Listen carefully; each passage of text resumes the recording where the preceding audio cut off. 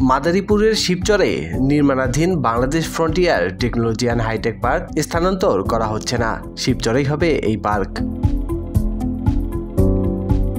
30 December সোমবার সকালে উপজেলার কুতুবপুরে নির্মাণাধীন হাইটেক পার্ক পরিদর্শনে এসে তথ্য ও যোগাযোগ প্রযুক্তি বিভাগের সচিব শীষ হায়দার চৌধুরী এসব কথা বলেন। শিবচরের কুতুবপুরে নির্মাণাধীন Bangladesh frontier technology and hi-tech park এলাকা পরিদর্শনে আসেন তথ্য ও যোগাযোগ প্রযুক্তি আইসিটি বিভাগের সচিব সহ সংশ্লিষ্ট বিভাগের ঊর্ধ্বতন কর্মকর্তারা। প্রকল্প পরিচালক সৈয়দ ইর্তিজা আহসান বলেন, আমরা যে জিনিসটা দেখছি এর মধ্যে কার্যকারিতা কতটুকু, অর্থাৎ এখানে আমরা খুব সহজ ভাষায় বলি এই এলাকার জনগণের উপকারে আসবে কিনা, উপযোগিতা কতটুকু, এই জিনিসগুলো যখন আমরা প্রমাণ পাওয়ার পরে আমাদের এই কার্যক্রমগুলো শুরু করি। ফরমালি আবার ইয়েস বলার জন্য হয়তো আমাদের একটা সপ্তাহ অপেক্ষা করতে হবে।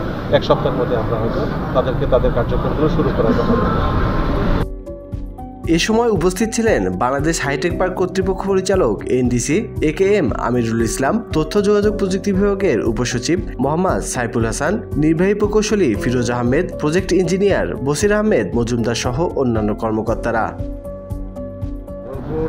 প্রকল্পটা মোট ব্যয় ধরা হয়েছিল 1534 কোটি টাকা, যার মধ্যে থেকে এ পর্যন্ত 930 কোটি টাকার মতো টেন্ডার আর কি আপনার দরপত্র আহ্বান করা হয়েছে। বাকি 600 কোটি টাকার মতো দরপত্র এখন মধ্যে আহ্বান করা হয়নি। আর যে 930 কোটি টাকার দরপত্র আহ্বান করা হয়েছে এর মধ্যে যে কাজ হয়েছে ইতিমধ্যে আপনার বিল পরিশোধ হয়েছে 243 কোটি টাকা, আর বাকিগুলো অন প্রসেস আছে, যেগুলো চলছে। বাট আমরা এখন অ্যাপারেন্টলি মনে করছি না, যেটা আমাদের কাছে যেটুকু এ পর্যন্ত যেটা সারা বললেন যে পিএসসি মিটিং হয়েছে, পিএসসি মিটিং হবে, এগুলোতে আসলে আমাদের চূড়ান্ত সিদ্ধান্তগুলো হবে। কাজ হচ্ছে যে বেসিক্যালি আপনার এখানে বাউন্ডারি ওয়ালের কাজটা এখানে চলছে, মাটি ভরাটের কাজ চলছে, আর দুই একটা আপনার বিল্ডিংয়ের যে কনস্ট্রাকশনের যে কাজগুলো কেবল শুরু প্রাথমিক পর্যায়ে আছে।